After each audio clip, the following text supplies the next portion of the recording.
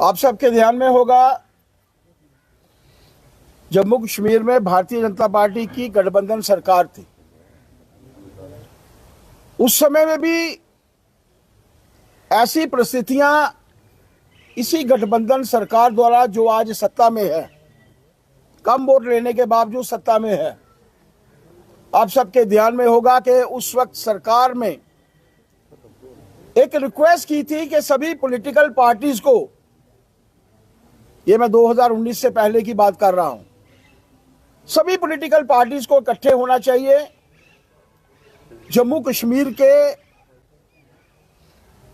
कार्यों को आगे बढ़ाने के लिए सभी को इकट्ठे होना चाहिए। आप सबके ध्यान में होगा, कभी अपनी पुराने वीडियोस आप देखने का प्रयत्न करें। पहली पॉलिटिकल पार्टी में नेशनल कॉन्फ्रेंस के मुख्यमंत्री और पूर्व मुख्यमंत्री उस वक्त और उनकी टीम का कोई सदस्य नहीं आया था। ये की बात कर रहे हैं। फिर जब भारतीय जनता पार्टी की गठबंधन सरकार जम्मू कश्मीर में थी, फिर दूसरी बैठक हुई, इसमें कांग्रेस का कोई नहीं आया। आप सोचिए कि ये लोग कभी जम्मू कश्मीर के हित में इन्होंने कार्य नहीं किया। 1 वर्ष का कार्यकाल हुआ है इनका। कभी हम लोगों ने मीडिया के माध्यम से उनसे पूछने का प्रयत्न किया कि ट्रांसफर्स को छोड़कर, एलिवेशन को छोड़कर, आरोप प्रत्यारोप को छोड़कर क्या इन्होंने कोई कार्य किया है? जम्मू कश्मीर की जनता ने, मैं जम्मू कश्मीर की इसलिए कह रहा हूं कि जम्मू में भी इनको कुछ सीटें मिली हैं, इनको वोट इसलिए दिया था कि ये डेवलपमेंट करवाएंगे। जिस एजेंडे को लेकर इन्होंने शुरुआत की थी, बिजली मुफ्त देंगे, पेंशन इतनी करेंगे, बड़ी डिटेल में मैं नहीं जाना चाहूंगा, क्योंकि मुझे आज आत्मनिर्भर भारत के ऊपर बोलना है, उसी के विषय के ऊपर बात करनी है। लेकिन क्या कार्य, 1 वर्ष का क्या कार्य इस कार्यकाल में इन्होंने कुछ नहीं किया। लोगों की आंखों में धूल झोंकने के सिवाय इनके पास कुछ नहीं है। पुराना इतिहास 1953 से लेकर आजादी के बाद ही समझ लीजिए, इससे ज्यादा योगदान इनके परिवार में से लोगों ने कुछ नहीं दिया है। 1 साल का अंतराल हम लोग तो चाहेंगे, अभी हम लोग शुरू करने वाले हैं।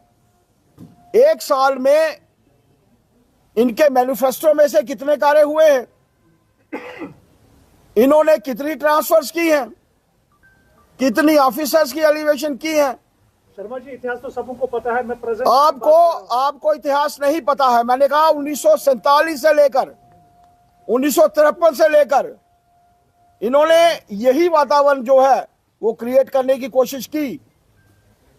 एक बात मानकर चलिए, ये भारतवर्ष है, ये डिफरेंट भारतवर्ष है, ये प्रधानमंत्री नरेंद्र भाई मोदी जी का भारतवर्ष है।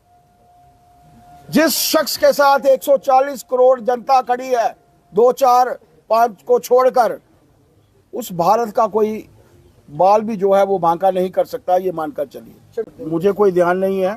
मैं कल परसों में पार्टी के कार्यक्रम के लिए एक वर्कशॉप थी हमारी। जी। अमूमन वर्कशॉप पार्टी कार्यालय जम्मू में होती है। इस बार पार्टी ने मन बनाया है और पहली बार इतिहास में हम लोगों ने जनरल सेक्रेटरी भी जो है अनवर खान जी यहाँ से दिए हैं। पार्टी के हमारे बहुत से सीनियर लीडर अब लगभग बराबर मैं कह सकता हूँ कि यहाँ पे हैं। तो इसलिए मैं हर बार जितनी हमारी कार्यक्रमों की शुरुआत होती है, मैं जम्मू से भी करता हूँ और उसके पैरेलल जो है वो कश्मीर से भी करता हूँ। मेरे ध्यान में नहीं है कि आरएसएस के कुछ लोग आए हैं। मैं पार्टी के कार्यक्रमों को लेकर, और आज बांडीपुरा सुबह हम लोग 6 बजे निकले थे, कार्यकर्ताओं से मिले और एक एग्जीबिशन की हम लोगों ने शुरुआत की है। कल भी मैं सारा दिन पार्टी के प्रमुख कार्यकर्ताओं से मिलता रहा। अगर कोई आपके ध्यान में है, कहाँ है, तो मैं जरूर मिलूंगा। ऐसा है कि